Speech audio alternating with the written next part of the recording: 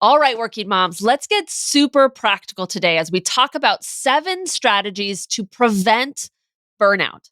As an ambitious working mom, burnout and exhaustion, they come easily, right? Your brain is hardwired to want to do more, achieve more, cross more things off your list. It's a part of who you are and it is what makes you successful, but it is also what is causing burnout. Now, the most natural thing for you to do is to achieve more, not to rest, right? Resting, prioritizing yourself, your family, choosing to do fun and spontaneous things instead of working more. This kind of a life requires intentionality and effort. It requires you to do things that don't come naturally to you, that are likely going to feel a bit uncomfortable, but they're going to give you the ambitious and balanced life that you want. In today's episode, I'm sharing with you 7 very practical things that you can do to help you prioritize rest instead of doing more, fun instead of logging back on. If you see yourself headed down a path towards exhaustion and burnout, these 7 strategies are for you. Are you ready? Let's get to it.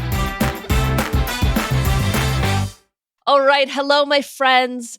The topic of exhaustion has come up multiple times for my clients. It's come up with my potential clients a bunch lately. And so I wanted to address this on the podcast. And exhaustion has a lot of similarities to burnout. And so I'm going to talk about those 2 things sort of interchangeably on this podcast, because I know that a lot of women don't want to admit that they are on the edge of burnout, but they can probably self-identify as being exhausted, right? And the state of exhaustion is so easy for us to get to as ambitious working moms who have a lot of demands, a lot of stress, a lot of expectations at work that they're managing, and then expectations in their house and with their kids. And as a parent, right, there's a lot going on for ambitious moms, and burning out is easy to do unless you are super diligent and committed to not living in a state of exhaustion. So today I want to offer to you 7 practices that are going to really help you prevent exhaustion and burnout. Think of this like a wellness check, right? You go to the doctor for a wellness check, for a routine examination. You take your children to the doctor for routine examinations. And so we all understand this idea that a wellness check is meant to get ahead of potential problems or like future problems that may show up. It's preventative, right? And so these 7 practices that I'm going to talk about today on this podcast, they're preventative. They are meant to ward off exhaustion, to make sure that burnout doesn't happen for you. The first preventative practice that I want to talk about is to schedule white space. Now, I talk about this concept on the podcast a lot. Simply put, white space is unplanned time. It's time when you don't have something that you intend to do with that time.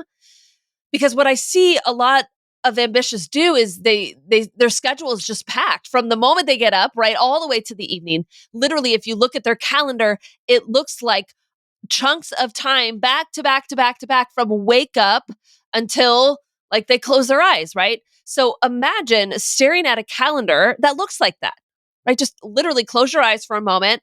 You probably have one of these calendars or at least a day like this that you can understand. Imagine that day where you see from sun up to sundown, your entire schedule is blocked out. How does that make you feel? For me, the sense of like anxiety, right? It starts right in my belly and it moves all the way up to my heart. My mind is like immediately saying, oh my gosh, I have like way too much going on, right?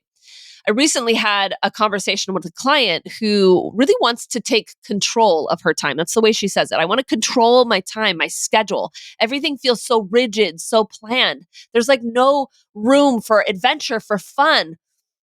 And there can't be if you are scheduled from morning till night, right? There's no time in there to play a game or to say yes to joining your kids while they're doing Legos or an art project, right? In an overly scheduled life, there's no time for spontaneity, for presence.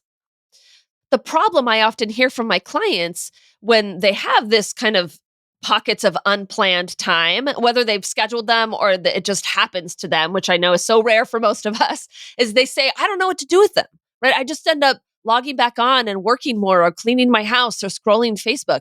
And I totally hear from you. Like I understand that. I have been and am at times still one of those people. And I remember just even a couple of weeks ago, like I had a bunch of things that I needed to get done in our house because we are still living in chaos in this new house that we bought, but I hadn't planned anything specific to do. And so I had a moment where I decided rather than organizing something, which I could have done countless things to organize this house, or even scrolling Amazon to buy the cabinet organizer that I know I need, right? Instead of doing any of that, because I hadn't really committed to anything in particular, I decided to read a magazine. It felt luxurious to literally sit in a house of chaos and decide, you know what? I control my time.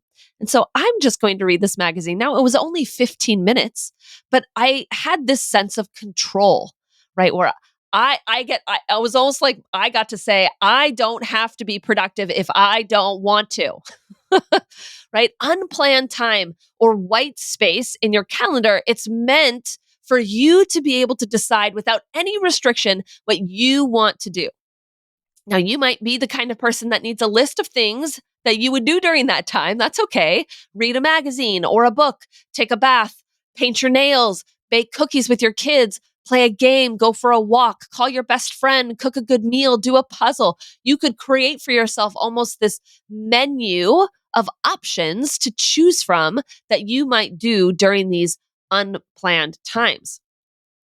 Unplanned times is also, it's going to give you the opportunity to say yes to spontaneity, right? Going out for ice cream with your kids after school, saying yes to an invitation for a glass of wine or coffee with a friend. These are things that I know all of you would like to do, and you know that they would be good for you, but there's just no time, right? There's no space in your calendar. There's no room for them. So when you have white space blocked in your calendar, you then have this ability to sort of juggle things around because everything isn't so back to back to back to back that you could change things up a little bit and say yes to those spontaneous invitations. Now, it might sound counterproductive to you to block out unplanned time in your calendar, but come on, you know yourself. You will always schedule something in when given the opportunity. So for me, I have a couple of nights a week that are unplanned, and sometimes even like a weekend or at least a weekend day. And if that seems completely unrealistic for you, just start with a chunk of time that you're going to practice holding to. A chunk of time, couple of hours, ideally 15 minutes if it's just to read a magazine, that you're going to protect as unplanned, spontaneous time. Okay, so that's preventative practice number one, scheduling in unplanned time, or what I like to call it, white space.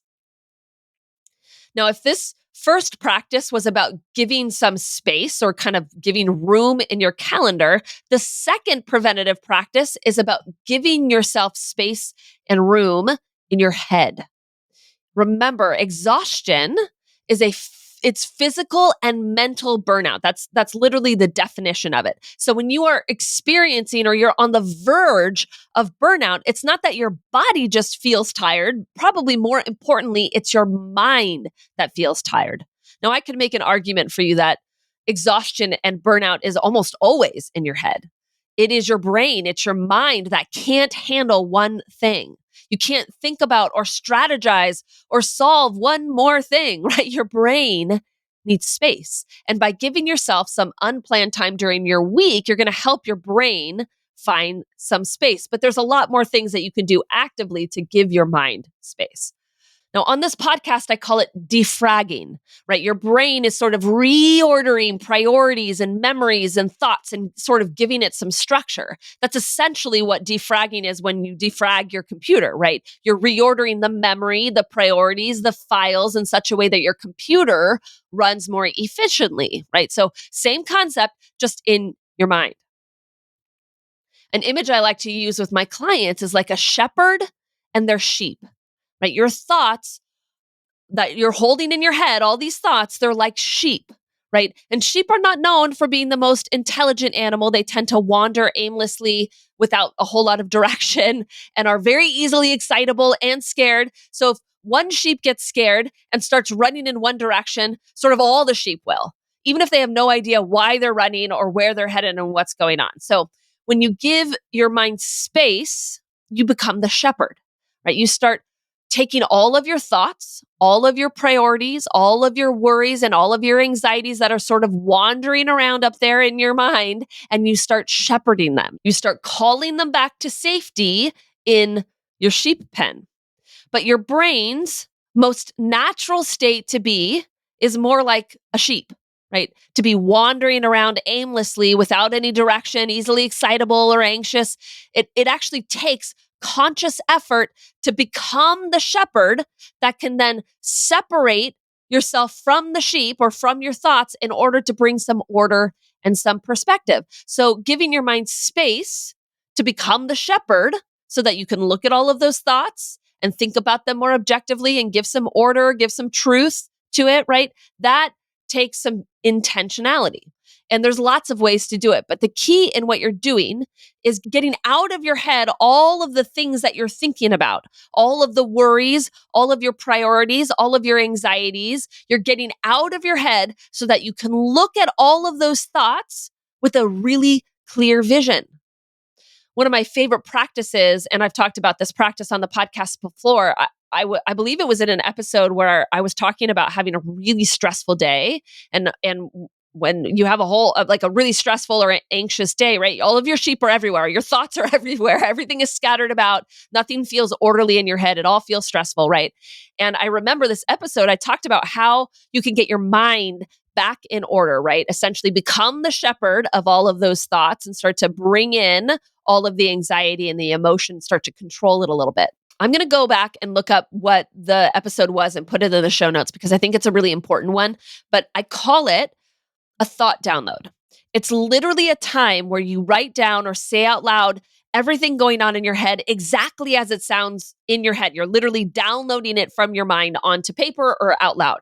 That's the most important part of this exercise, is that you're not editing your thoughts and your worries and your anxieties. You're saying them just as they are, because it's amazing how much less power your thoughts and your anxieties have when they're not caught up here in your mind, right? All of a sudden you have an ability to see what you're thinking about, see what you're worrying about and say, oh my gosh, that's silly. Your shepherd immediately sees it and looks at the thoughts and anxieties and worries, and they're like, well, that's not worth being anxious about. I can't even control that, right? And then it drops it all together, at least some of them, right? Gives you control over some of those thoughts and those worries and those anxieties. Now, if you are a journaler, that's another way to give your mind some space and create some order, just getting those thoughts out on paper. If you meditate, that's another way. I actually have a tool that I give my clients that offers them 10 different ways to kind of create brain space, if you will. And we practice those over the course of our 6 months of coaching together. But to be honest, the thought download, I think it's the easiest, most simplest one, and it's my personal go-to. So obviously you can do this when you're in a high state of anxiety or worry, but remember, we're talking about preventative exhaustion, which means you're doing it on a regular cadence. Now, my favorite time to do this thought download is just when I start my workday, where I write all the things down that I'm thinking about for the day, all the things that are coming up, all the things that I'm worried about or stressed about. And then right at the end of my workday is another time, or sometimes for my clients, they like to do it right before bedtime, where I can write out all of my thoughts and my feelings that I had about my day. For me, one of the things that that sort of gets in the way of this exercise, or it kind of makes me stuck, is it feels like I don't have time to do this. Like I should be doing more with this exercise on some way. And if you gave yourself 30 minutes to write, you probably would write for 30 minutes. There's plenty of things to write about, but it doesn't have to take a whole lot of time. You could set a timer for 5 minutes and just write as many things as you could write down in that time, and then you're done, right? That's enough time for you to step into that shepherd mindset and really start to shepherd all of those anxieties and thoughts and let those lose power, right? So I hope that image of shepherding is really powerful for you. It makes sense to you and what you're doing here in this second practice. The third preventative practice that I want to offer to you is to decide when you are not going to work. Because as ambitious working moms, there is always more to do. Right? And your brain is always going to want to offer you should be doing more, whether that's in your job or in your life or in your home. The to-do list is always long, right? There's always something that can be done, and your brain is going to want to tell you to do it. And if you don't have committed time on your calendar, which is likely time at night or time over the weekend, your brain is going to want to fill that time with more productivity. That's how an ambitious person is hardwired. So you actually have to put in effort to not work, right? I was having a conversation with one of my clients this past week who casually mentioned to me that she was logging on after her kids were going to sleep. And so I mentioned it. She was like mentioning it in relation to like another story that she was telling me. And when she was done with her story, I was like, hold on. Let's go back for a moment. Why did you decide to log on after your kids went to sleep? And I remember there was this like long pause where she was considering the question because in her mind, that was just what she did, right? Oftentimes, she just log on. She didn't get everything done for the day. And so she didn't have anything else planned that night. And so she logged on to get more things done. And so as we started to talk about the effects of her doing that, she was able to clearly see how logging back on was preventing her brain from actually resting. It was impeding on her sleep time because inevitably she would work later into the evenings, much later than she wanted to, and then that would impede upon her sleep, and then it would affect her morning, right? And this is something that has to come up when we start talking about creating sustainable work-life balance in your life. Because if you want to learn how to be more productive and efficient in your workday so that you have less urge to log back on and work in the evenings, you actually have to commit to working less time so that your brain can figure it out, which means you actually have to commit to not working in the evenings so that you can problem solve for how to get more done in your workday. I have a lot of women that think it's the other way around. That's generally speaking how we think. If I could get more done in my workday, then I won't work at night. No, the commitment is to not work at night, and then you will figure out how to get more done in your workday. I have I have never, ever met a working mom that dreams of a life where they work 60 hours a week or even 50 hours a week. Nobody wants a life like that. What you dream of is having a fulfilling career and being super successful and balancing that with a personal life that feels fun and connected and adventurous and restful. But you will not create that life until you commit to your time off. You must decide when you are going to work and when you are not. And you have to write it down. You need to put it in your calendar, find someone to keep you accountable, because the solution to getting more done and feeling less anxious and not having so much exhaustion and being on the edge of burnout is not working more hours. That is not the compromise that you can make. So strategy number 3 is to schedule and commit to non-working times during your day and during your weeks. Now, strategy number 4 sort of goes hand in hand with the last one, but it would be better for you to look at your to-do list for the day or for the week or the month, however you kind of organize yourself, and decide very consciously and strategically what you are not going to accomplish simply because you don't have the time or it's not the priority in comparison to everything else that you have going on. It's better for you to do that than to think to yourself, you're going to try to get everything done, even though you know it's totally impossible. Right? Because inevitably what's going to happen is that you are not going to get everything done as suspected, because there's just simply not time to get your entire to-do list done. And you aren't, not only do you not have the time, you probably don't have the energy to do that all. And then when you don't get it done, you feel bad and your brain thinks that you should have worked harder and that you should have worked more hours and you should have gotten more things done. And then you feel guilty and you feel inadequate and you feel not enough. And it's a whole host of feelings, right? No, you need to powerfully and strategically decide what it is you are not going to get done and simply remove it from your list. Have no expectation of getting it done, no secret agenda that you might get it done. I remember a conversation I had with a client that was feeling very overwhelmed at the beginning of her workday because there was just so many things to get done on her list, so many things that felt urgent and important. And she didn't know how she was going to get it all done. And I told her the solution was really simple. Don't think that you will. Decide what you're not going to get done every single day. Look at your list, select 3 priorities for your day, and cross everything else out. Have no other expectation. This forces you to focus. It forces you to think truly about what's most important every day in your life. And in many ways, the opposite of a burned out or exhausted life is a life that you feel in control of, where everything feels chosen and clear, that there's not all of these competing priorities that you're constantly thinking you're going to get all of it done. It's just that you have strategically decided what you will be doing and where you will be focusing your time and your energy and where you will not. Okay. Preventative strategy number 4 is to decide what you are not going to get done today. Preventative strategy number 5, very simple: sleep. There is literally thousands of studies around the importance of sleep. We all know them. We all know getting enough sleep changes everything, right? We can all relate because we're all working moms and have kids. We all know what it means to be sleep deprived, right? And to have a newborn baby. It's extremely difficult to be productive and to do life when you're in a state of constant sleep deprivation.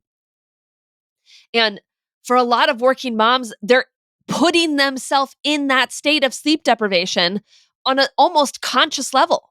You are choosing to not make sleep a priority. Now, one of my past clients, it was getting pretty bad for her lack of sleep. And even though she knew, she could articulate to me how important her sleep was, and she could see it for herself, the days that she got herself to bed on time, she could see how dramatically different it was. And still, it was exponentially difficult for her to prioritize sleep, because getting one more thing done, meeting the demands of work, making sure everybody was taken care of, that felt so compelling to her that she was willing to sacrifice her health, her presence, and then until she got very sick and her body said no more, right? When your body gets sick because of a lack of sleep, that's you being burned out. That's you being exhausted.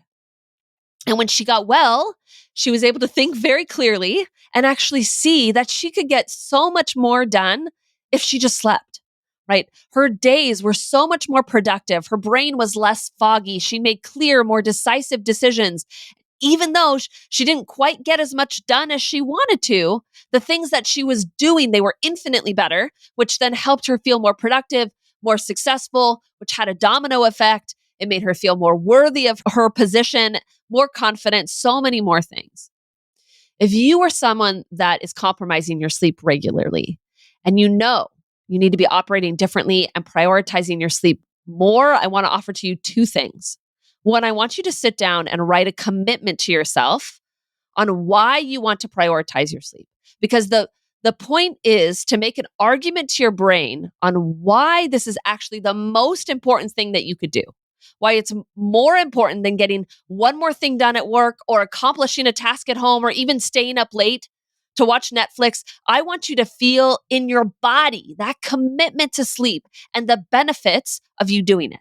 The second thing is actually something that you know how to do with your kids. It's just something we're translating for you as an adult, which is to come up with a good sleep routine, right? You could Google search that as an adult, lots of ways to do sleep routines as adult. But if you think about it in the way you did it with your kids, right? The reason you did that is because you were giving their body cues that it's time to fall asleep. And then they would fall asleep faster, right? A bath or white noise, reading to them, stroking, all of these are cues to your brain that it's time to go to bed. You need to get enough sleep. And you know that you'll be getting enough sleep when you wake up fairly regularly, feeling rested, feeling ready to go, having energy for your day. All right, preventative strategy number 6 is to schedule time for yourself and your family. Now, this sort of feels like a no-brainer, right? Because on some level, it just feels like something you should be doing. The workouts, the date nights, the adventures with your family, the vacations. These are things that we feel like we should naturally be prioritizing and doing. And yet, as ambitious women, we forget. We get so wrapped up in being productive and meeting goals and doing work that it's not the natural thing for us to do. We have to force it. If you hear me say that and you think to yourself, yeah, but shouldn't I want to spend that time with my family? Shouldn't I just naturally be prioritizing myself and my family and my kids and vacations and all these things? And the answer is no, because being ambitious means that you have a brain that is wired to do more. You have a high capacity to achieve. You actually really enjoy that. That's not a problem. But what it means is that you have to put more effort into doing things outside of being productive. So in your calendar, there should be time for yourself and time for your family. Now, my time for myself is in the morning. I'm pretty good about getting myself up around 5:45. I know not everybody is like that, but I'm sort of hardwired to get up early. It's pretty easy for me to do. I've done it a good portion of my life. I have about 40 minutes. I do about 10 minutes of yoga. I make tea. I sit down with my journal, my Bible. Sometimes I pray. Sometimes I meditate. Sometimes I listen to my affirmations app. And then when my kids get up, which is sometimes earlier than I want them to, they sometimes interrupt me. I'll send them back to bed, right? They know that this is my time. It's not our time as parent and kids, it's my time. So it's very regular for them to come out and me to send them away. That's okay. That's like an established routine at this time. But maybe for you, this time is in the evening, right? Maybe it's that time, or maybe it's taking a lunch break, or maybe it's just a couple of nights a week, a chunk of time. Maybe it's a time on the weekend, right? There's no right or wrong way to do this, but you need to have planned and committed time for yourself, and then planned and committed time to your family. Family time is important, obviously, because it helps you kind of quiet that part of your brain that's telling you, "Oh, you're not a good mom because you work so much," right? Because you're so focused on work goals, whether those are your paid work or even your unpaid work in your family time, right? That there's this little voice in your head that's constantly telling you should be spending more time with your kids, right? And so when your brain sees time on your calendar that's committed to your family, it's able to quiet down a little bit, right? That could be adventures to the zoo, or it could just be going out to dinner at a restaurant, or a family movie time, right? Or ordering pizza in and playing a game. But there needs to be a commitment, a time in your calendar where you are devoted to your family. That could even be bedtime for that matter. You could just plan that you're going to have uninterrupted time with your kids for 30 minutes, 40 minutes before you go to bed, and as you put them to bed. Your brain needs to know that you're prioritizing your family, that in the order of priorities, they're at the top, right? It needs to be clear. And the best way to do that is to have a committed time. I like to think of committed times as being actual times in my calendar. That's how you know that you're going to get it done. Okay, so that's number 6. Now, the last preventative strategy I want to offer to you is to have a plan when you don't want to follow through with any of these commitments. When you have the urge to log back on a night, even though you've committed to not working, or when you have the urge to cancel your workout or your yoga time or your time with your friends because you need more time to work, right? When you simply don't want to follow through with the commitment that you've made, you need a plan because it's going to happen. No question. Remember, your brain is hardwired to want to get more done. It's ambitious. It's a part of what makes you successful, and it also prevents you from feeling balanced. So your brain is not going to want to change these old habits. It's going to want to continue to prioritize work. It's going to want to work later into the evenings and not prioritize sleep. It's going to want to not schedule your doctor's appointments or your yoga classes or even your vacations. It's going to want to compromise on all of those commitments. And what are you going to do in that moment? How are you going to push through so that you follow through with that commitment? To be honest, this is the heart of the work that I do in coaching. I help ambitious moms get clear on their priorities and their commitments, both in their day-to-day life and the long term, so that their brain knows exactly the kind of life that they want to be living, that regret-free life that they want for themselves. Right? We define that, and then we spend a good majority of our time really learning how to overcome the urges to prioritize differently. We spend time learning how to overcome the urge to say yes to someone because we don't want them to be disappointed. We spend time learning how to overcome the urge or the habit of spending late nights working and learning how to feel uncomfortable when you decide to log off, even though you got a lot of more things you need to get done, and just letting that be okay. I call this the implementation stage of coaching. And it's one of the reasons why I work with my clients for 6 months, because we need time for you to, 1, get clear and confident in yourself and the life that you want to create. And then 2, we need time to implement all of that. Because just because you decide you want something, just because you want to change a particular habit, just because you want to reprioritize in a different way, just because you want to leave work at a certain time, just because you don't want to log on, just because you want to make sure you're leaving time for your family, right? Just because you know that and you name it doesn't mean that you're actually going to do it, right? The follow through is everything. And one of the things that I do with my clients is we come up with a protocol for exactly how you're going to handle that moment when you don't want to follow through to the thing, whatever the thing is that you're committed to, right? When you really want to just work through your lunch because the day has not gone according to plan, even though you've committed to taking a walk just for yourself.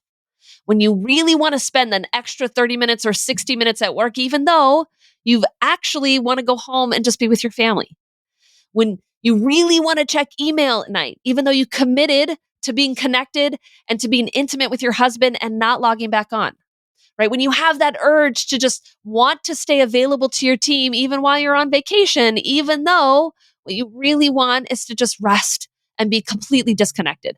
That moment, that's the pivotal moment. And we need a plan for it. How are you going to handle the urges, the feelings that come up in these moments? If you want me to walk you through that process to teach you how to be someone that follows through, to be someone that prioritizes yourself and your family instead of work so you're no longer exhausted, no longer on the edge of burnout, that is where coaching comes in. This could be the year where you learn how to have the regret-free life that you really want, not just to get clear on what it is and what's important to you, but to actually have the tools to do it. Where you feel empowered, where your calendar feels controlled, where everything in your calendar feels clear and you feel connected and committed to doing it, where you have learned how to rest and have fun and be successful all at the same time, right? That's what we do in coaching. If that's you, if this is your year where you want to learn that, reach out, schedule your free breakthrough call. If you're interested in talking to me about it, I would love to connect with you about coaching, talk you through the entire process and decide if this is it, if this is your solution, and then go all in with you. All right, working moms, I hope these 7 strategies have been helpful to you in preventing exhaustion and burnout.